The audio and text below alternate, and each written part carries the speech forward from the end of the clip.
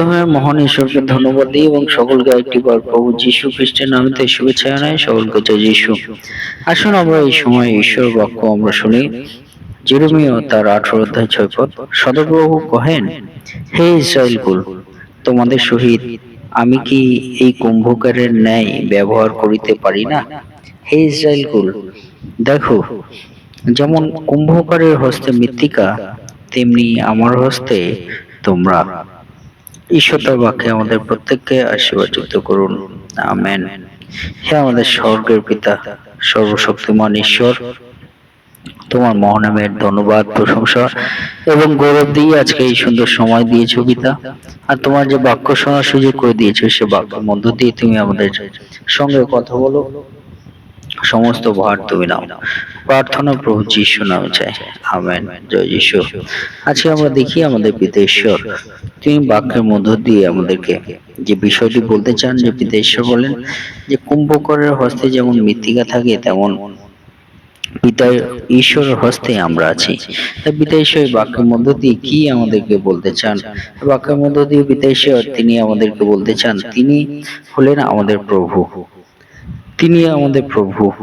এই বাক্যের মধ্য দিয়ে তিনি আমাদেরকে বলতে চান, মানে সমস্ত যে ক্ষমতা, যে ভার তার হস্তে আছে। তিনি সর্বে সর্বা, তিনি প্রধান, তিনি আমাদের মালিক জীবনের। এই বিষয়গুলো পিতা ঈশ্বর তিনি বলতে চান। তিনি ঈশ্বর, তিনি এই বাক্যের মধ্য দিয়ে আমাদেরকে বলতে চান যে তিনি কিন্তু সর্বে সর্বা, তিনি কিন্তু আমাদের প্রভু, তিনি আমাদের মালিক, তিনি আমাদের ঈশ্বর। এই বাক্যের মধ্য দিয়ে পিতা ঈশ্বর প্রথম বিষয়টি তিনি আমাদের বলতে চান, যিনি আমাদেরকে চালান, যিনি আমাদেরকে গড়েন, যিনি আমাদেরকে বানান, যিনি আমাদেরকে তৈরি করেন, সেই ঈশ্বর হলেন তিনি। এই বাক্যের মধ্য দিয়ে বলতে চান। এবং 2 নম্বর বিষয় পিতা ঈশ্বর বাক্যের মধ্যে দিয়ে তিনি আমাদেরকে বলতে চান, সেটি কি? সেটি হলো যে তিনি আমাদের সৃষ্টিকর্তা ঈশ্বর। হালেলুয়া। যিনি আমাদেরকে সৃষ্টি করেছেন। এই জগতে যা কিছু আমরা চোখে দেখি, সমস্ত কিছু পিতা ঈশ্বর তিনি সৃষ্টি করেছেন। এবং যেটা আমরা খালি চোখে আমরা দেখতে পাই না এই জগতে আছে, তাও পিতা ঈশ্বর তিনি সৃষ্টি করেছেন। এই সমস্ত বিষয়ের মধ্যে দিয়ে পিতা ঈশ্বর তিনি বলতে চান যে আমাদের যিনি প্রকৃত আমাদের জীবনের মালিক, প্রকৃত আমাদের জীবনের যিনি আমাদেরকে গড়েছেন, তৈরি করেছেন, সৃষ্টি করেছেন, বানিয়েছেন, তিনি হলেন কিন্তু আমাদের সৃষ্টিকর্তা ঈশ্বর। হালেলুয়া। এই দুটি বিষয় পিতা ঈশ্বর বলতে চান এই বাক্যের মধ্য দিয়ে যদি আমরা দেখি। তাই পিতা ঈশ্বর তিনি আপনাকে বলেন, আপনি কি সে পিতা ঈশ্বর? তিনি বলছেন যে কুম্ভকরের হস্তে যেমন মৃত্তিকা, তেমনি তাহার হস্তে, পিতা ঈশ্বর হস্তে আমরা সকল মানব জাতি। আপনারা কি বিশ্বাস করেন?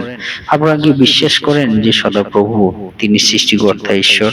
পিতা ঈশ্বর তিনি আরেকটি বার আপনাকে, আমাকে, আমাদের প্রত্যেককে বলতে চান যে আমাদের পিতা ঈশ্বর তিনি কিন্তু আমাদের জীবনের মালিক, তিনি আমাদের জীবনের প্রভু, তিনি আমাদের জীবনের সৃষ্টিকর্তা ঈশ্বর। হালেলুয়া।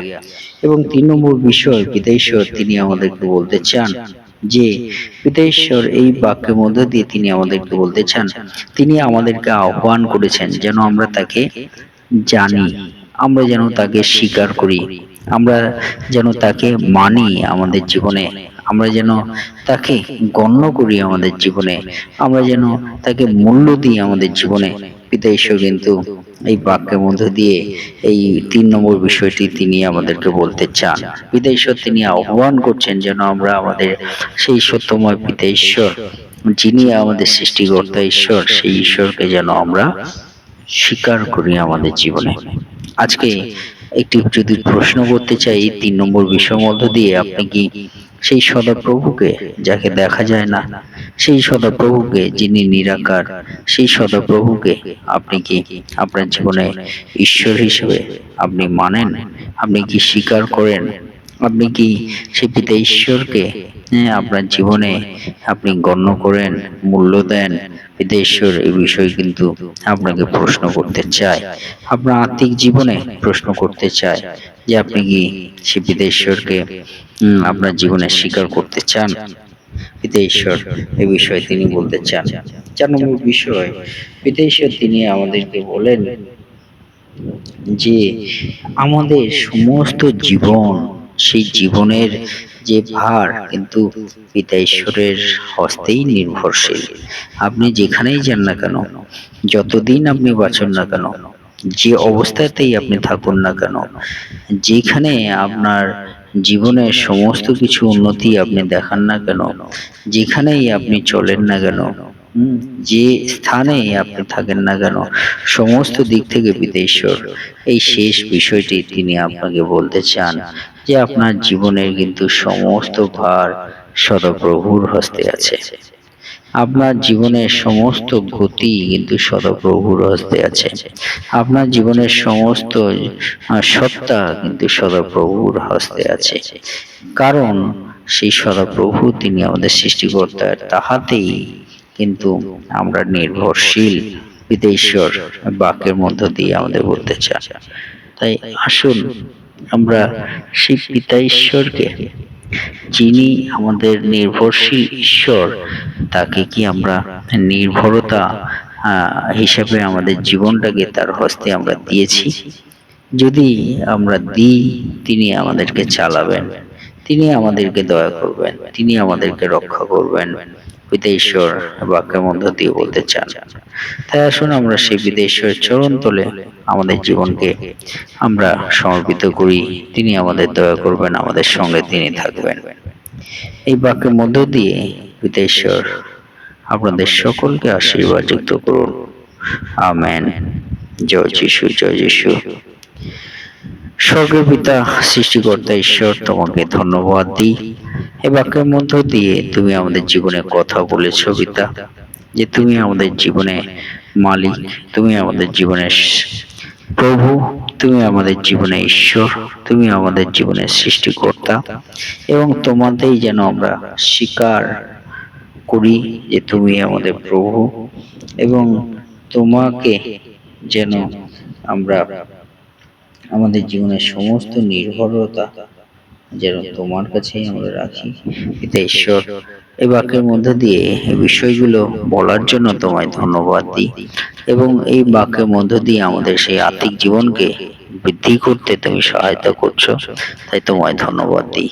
যতজন সন্তানরা শুনছে প্রভু, হতে পারে তাদের বিশেষ বিশেষ কোনো প্রার্থনা আছে, তাদের অব্যক্ত প্রার্থনা যা কিছু আমরা জানতে পারছি না, কিন্তু পিতা ঈশ্বর এই মুহূর্তে তোমার চরণে, তোমার স্মরণে যারা আছে প্রত্যেকের প্রার্থনাগুলো তোমার হস্তে দিই। তাদের প্রার্থনা তুমি শ্রবণ করো, তাদের সঙ্গে থাকো, তাদেরকে রাস্তা দেখাও, তোমার সত্যে পরিচালনা করো প্রভু, যেন তোমাতেই সেই জীবন, উদ্ধার, পরিত্রাণ, স্বর্গীয় জীবন পেতে পারে প্রভু। তুমি আশীর্বাদ করো শ্রোতা বক্তা উভয়কে, প্রভু তুমি দয়া করো, সঙ্গে থাকো এই প্রার্থনা প্রভু যিশু নামে চাই। আমেন। জয় যিশু। এই মুহূর্তে পিতা ঈশ্বরের প্রেম এবং প্রভু যিশু খ্রিস্টের অনুগ্রহ ও পবিত্র আত্মার সহভাগিতা যুগ থেকে যুগান্ত পর্যন্ত আপনাদের সকলের সহবর্তী হন। আমেন।